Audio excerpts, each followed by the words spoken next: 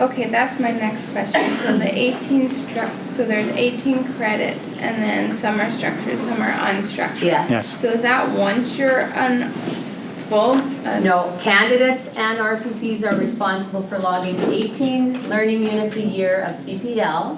Of those 18, a minimum of 9 must be structured, which means going to an APPI event, something where you're interacting with others and you're engaged in learning, not just reading Plan Canada or the new Plan Northwest that we will be mailing to candidate members next week. And so engaged, interactive learning. And it does not have to be APPI delivered. It can be anything that teaches you any of the competencies, leadership, even, you know, volunteering where you're working on a board and you're gaining leadership experience, you can log that, but you self-log that via the Canadian Institute of Planning system.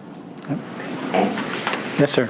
I'm just a little bit curious the way some work will translate or be viewed. So I work as an urban designer now, but I've got a lot of experience previously in architecture and to a lesser extent landscape architecture in particular, because you mentioned some of the design wouldn't be counted if you're drafting, but I'm just wondering if you've had members come from that area or background before, and how some of that work translates or is viewed by APPI.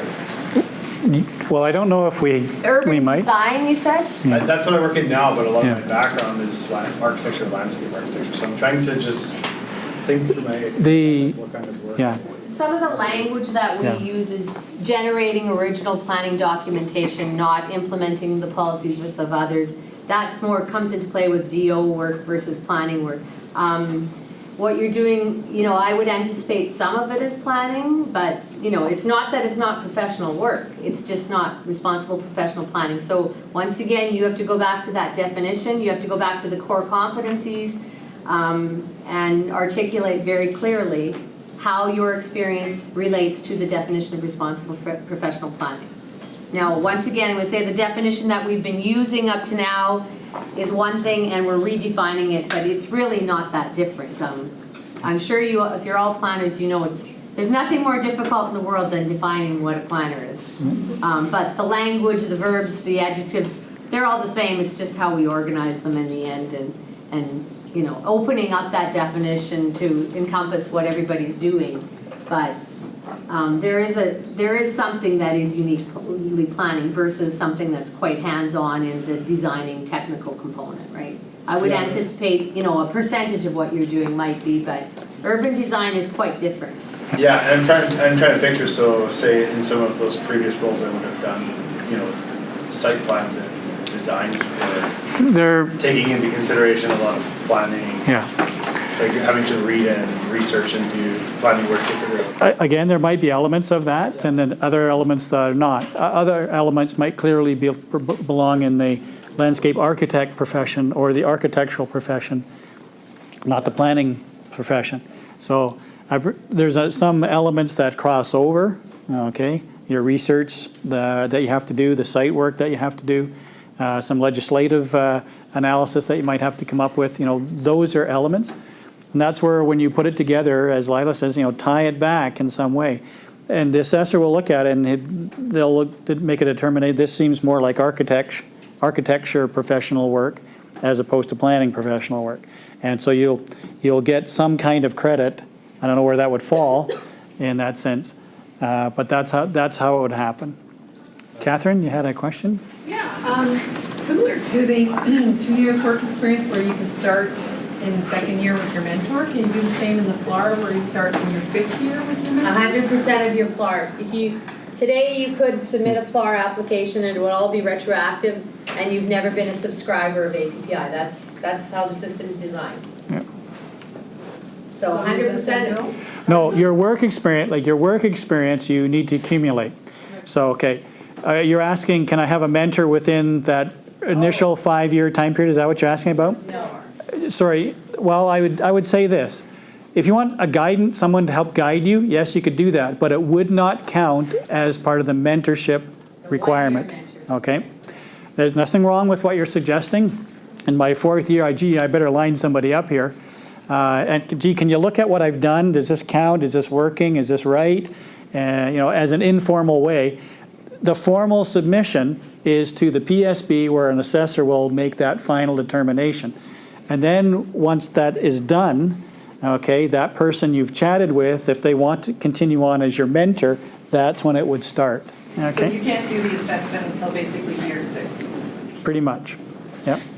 No, you can do the assessment for Oh. eligibility as a candidate member with the 5 years. Then we say, Yeah. yes, you're a candidate member, now go do 1 more year of mentored experience.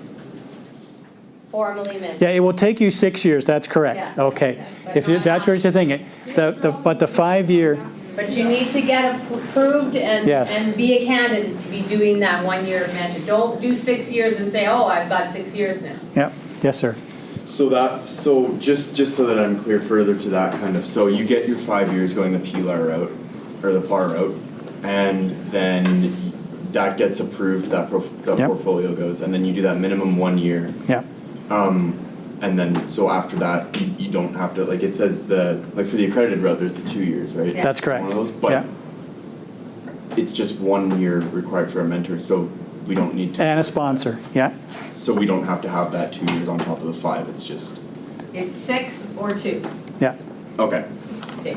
Are you accredited or not? non-accredited. Okay, so you're going the 6 route. Yeah, Okay. okay. Because I was kind of confused. I thought it was 5 years, and then that's separate, and then you need to work for 2 years. No, as a candidate. two different things. No, that's why I say, if there's any confusion, if you have an accredited degree, there's 22, I believe it's 22, universities in Canada, not Alberta, but in Canada that the PSB has evaluated and awarded what's called accreditation to their degree that meets a certain level of criteria. You graduate from that university. At the time it was accredited, you're in the accreditation route. It's 2 years. If you don't graduate, and you can go online at the PSB and we list those 22 places, all right? If you didn't graduate from an accredited planning program at those places, then you're in the PLAR route, okay? So if you went to Ryerson or Waterloo, they're accredited.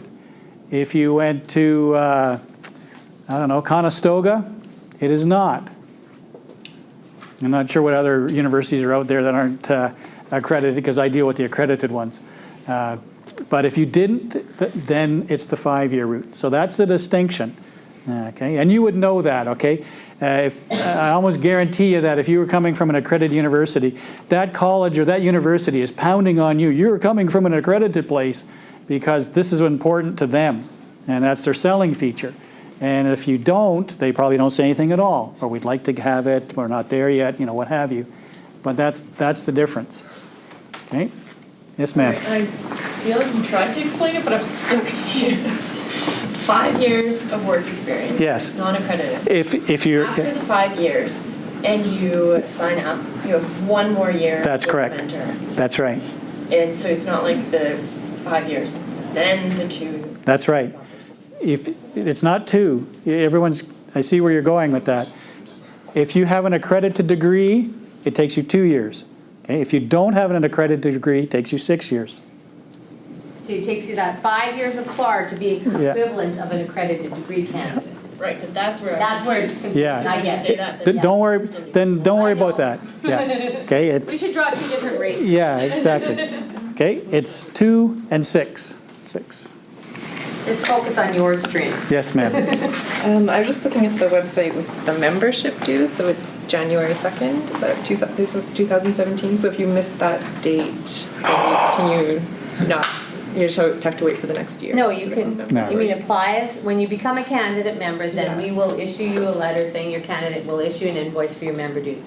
If it's January, we prorate them as of July 1st only by 50%. But So you you could still. can sign up. apply anytime, Yeah, yeah. But you're only gonna get your dues prorated as of July 1st by 50%. And then if you become a candidate member after October 31st, you'll get November, December free, but we will charge you for the professional liability insurance premium 100%, regardless of what portion of the year you're joining in. Okay, and just to clarify, does it have any negative impact if you have a gap? Like if you're, right now I'm a student member, if I have a gap between, I don't immediately get my candidate membership, it doesn't matter, right? Like if I go a year with no registration anywhere. No. No, That's okay. but You can you're still- missing out on opportunities. We hope you'll value the profession. We hope you want to contribute to the profession. We hope we have something to provide you.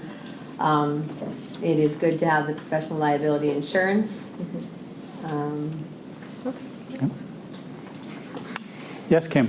So I'd like to go through a little bit of the things when we're submitting for our candidate membership. So this is a non-accredited program. We're doing the 5 years.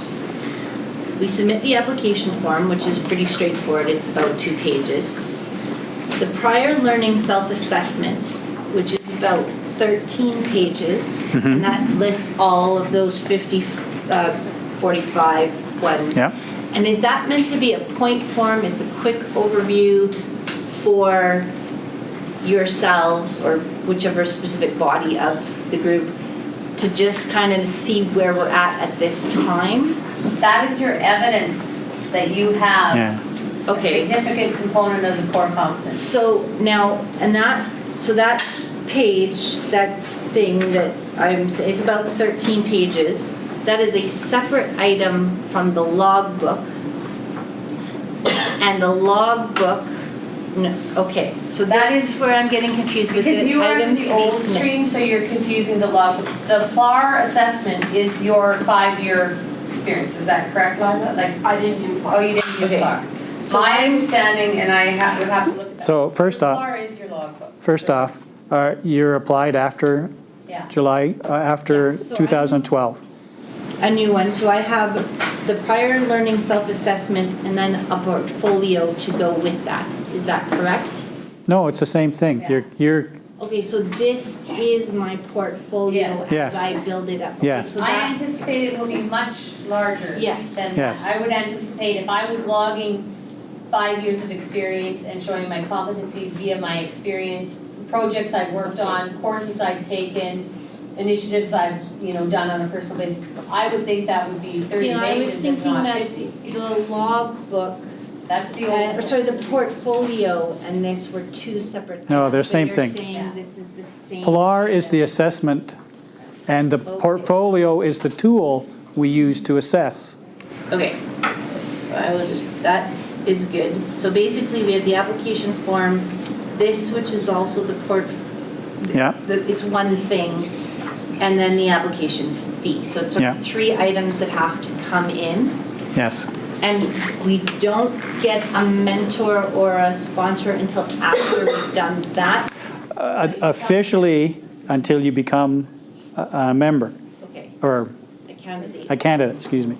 Okay? And those things are required to become a candidate, and once you become a candidate, then you get your sponsor. Yes. Your mentor. And I think it was the same question Catherine was asking. Could you line someone up beforehand?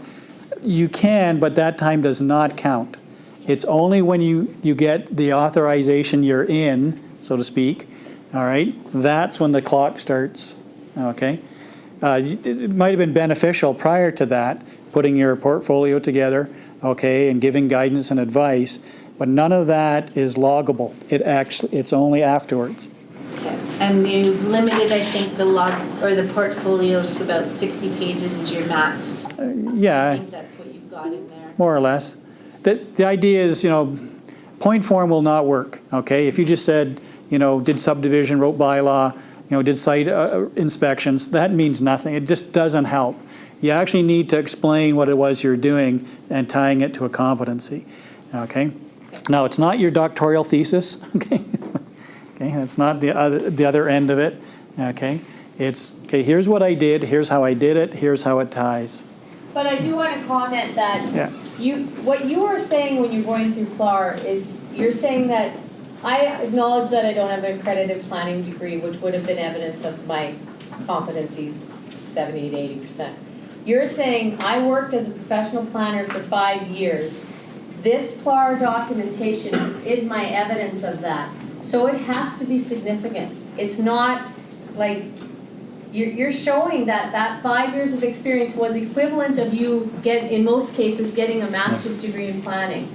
I will tell you, for example, the president of APPI, Misty Sklar, who's got a master's in planning from Manitoba, had nothing to do one weekend, so she went home and did PLAR. And it wasn't easy for someone with a master's degree in planning to do PLAR. It's not designed to be easy. You're supposed to show, through your experience and your education, that you have the equivalent competency in planning as someone who has a master's degree. And she said it was an onerous process, and she had to come. I mean, it's going to take some time. It's not something you're going to throw together in a couple hours. And that's why we encourage people who know they have to do PLAR to become subscribers and work on that process. And most people who do this go, they're so glad they track that experience and they track their, you don't have to list every single project, but you want to have an example of a project or a public consultation process that went wrong, or a conflict of interest that went wrong, and how you handled it. And we have planners that call us quite often and say, I had this situation at work and I screwed up, or I didn't handle this right, and we hook you up with someone and talk to someone so that you can learn from your mistakes. People are going to make mistakes, and that's what mentors and that's what other professionals are supposed to do. They're supposed to help you and help you grow and continuously grow through the course of your career. Not just, you don't want to stand still, and that's what continuous professional learning is about. But start it. Don't leave. If you're doing PLAR, don't leave it till 5 years. Excellent point. And you want that for your performance appraisals anyways, because you guys know how it is when you sit down for your performance appraisal at the end of the year and you go, oh man, I didn't bother to document all this because when I was doing it, it seemed like I could never possibly forget it, but we all forget it by the end of the year, right? So if you keep that core competency and you actually get your employers to engage in that core competency language so they know what you're looking for, then when you decide you want to go to a conference and you say, hey, I need to go to this conference because I'm weak on this competency that my profession says is a key for the planning profession, you've got a great argument. So, practical side, do it in 6 months chunks. Okay, just sit down, capture it every just put on a spreadsheet, for example. Keep it on your computer. That way, 5 years or 6 years from now, you're not looking back, trying to capture it, okay, and remember all that kind of stuff. The other side, I use that technique actually once successfully, a couple times unsuccessfully, going to my boss and saying that. Here's what I need to do. And once you paid for it, the other times you said, okay, I'll give you the day off, but really I'm not picking up the tab. Okay, all right, well, that's something. And we want you at our conference because, you guys can contribute. Don't feel like when you go out and get a mentor that you're burdening them. Most mentors are fabulous people, and they know they get way more out of mentoring. And they say to me all the time, I get way more out of mentoring than I give. So remember that you guys are fresh, you're young, you have new ideas, and some of these mentors, they've been around for a long time and they need to be invigorated and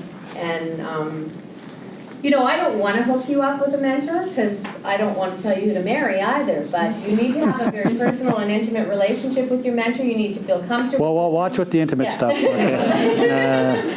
But I mean, I can do it if I have to, but I can't guarantee it's going to work. And as a planner, you need to be able to speak publicly and be outgoing and handle public consultations. I know that's not everybody's forte, but maybe you need to do something to enhance that.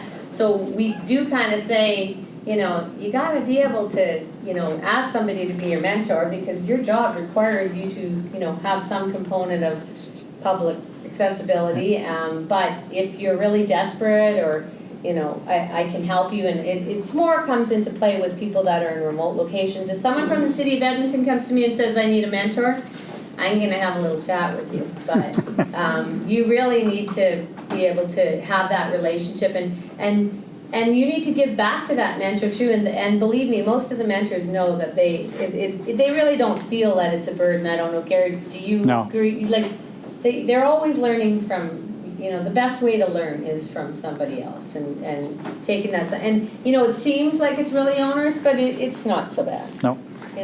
Yeah, So do the people who are doing the 5-year track and the people who are doing the 2-year track, do they do the same way of logging their experience? Is it the same forms and all that type of same structure? The PLAR document is not the same Yeah. structure. It's very based on the core competencies. Yeah. I have to refresh myself with how you log that 2 years versus how someone else logs that 1 year. I haven't seen those forms recently, or if I developed them, it was 5 years ago, and I'm not really sure if they've been refined, so.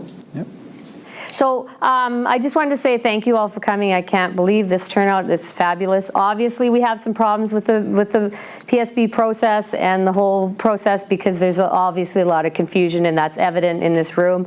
I think that the new service provider that we have working for the PSB, they've been fabulous, and we're very excited to have them with us. And they've got a lot of ideas for improving. I think we're going to see a lot of changes in the website, and I think you guys are going to be very pleased with what we see. And don't ever be afraid to email them or contact me. I prefer if it's dealing with the certification process, you go directly to them, but we're always welcome or open to questions, and I'm happy to hear if there's concerns. So definitely contact us at any time. In that regard, I think we failed to introduce Dana, who is the Executive Administrator for the Alberta Professional Planners Institute, and Vicki, who's the Office Manager. I'm the Executive Director. We are the Institute for Professional Planners in Alberta, the Northwest Territories, and Nunavut. It's a very interesting geographical distribution, given that we're not very close to one of those places. We have legislation in Alberta. We're under the PORARA Act, and we have our own professional planning regulation that applies to those practicing in Alberta. You will have to familiarize yourself with that when you become an RPP. We're working on a course specifically for our planners in Alberta, just to enhance your knowledge of the legislative environment with you operate in Alberta. Other than that, I think I have covered everything I've wanted to say.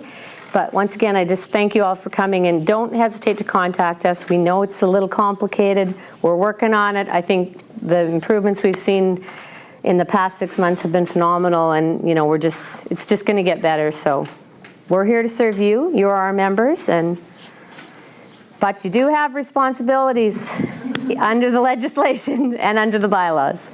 So you're a member, not your employer. So please remember that. Thank Do you have any? you.